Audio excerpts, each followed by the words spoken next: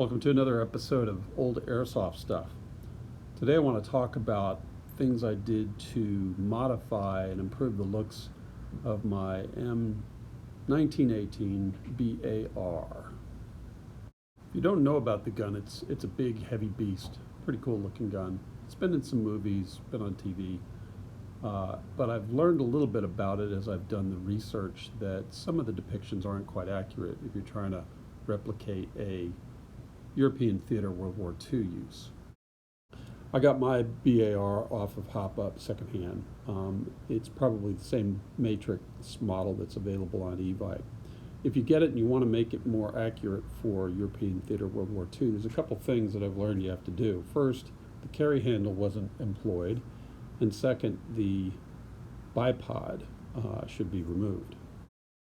I base all this on what I've seen on a couple of videos. Yeah, the internet's my primary source, sorry.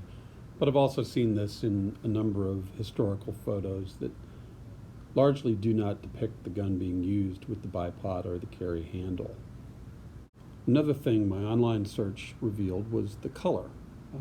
Most of the guns that I could find online had a unique grayish-green coloration.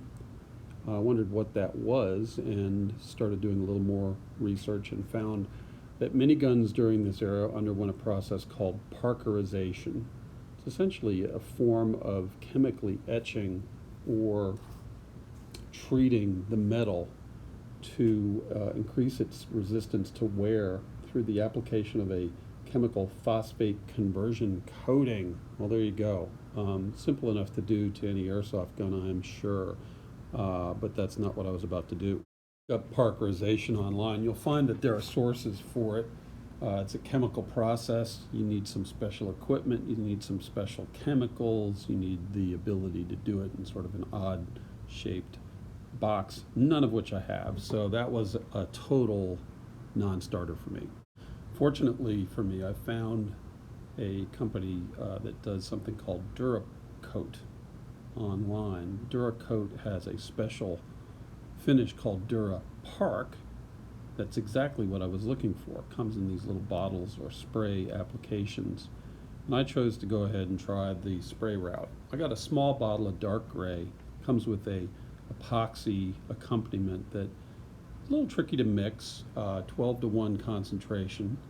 Here I used a syringe, which I ultimately figured it would be a full bottle of this size with a little drop of the hardening agent. Mix that stuff up well, and then using an airbrush, here I've got a Grex with a special fan nozzle on it to spray. The instructions are easy to follow, mainly geared towards people with actual firearms, so they recommend stripping, degreasing, and things like that. Not, I felt, necessary for the airsoft gun. I did, in the process of stripping, end up taking off all the paint, just using lacquer thinner. And then a multiple series of coats, and you're done. The small bottle was more than enough to coat the entire BAR and have some left over. The results look pretty good in my mind. Good color, good contact. There's even a little bit of a texture to the paint that looks like parkerized metal. I think it looks pretty good. Hope you do too.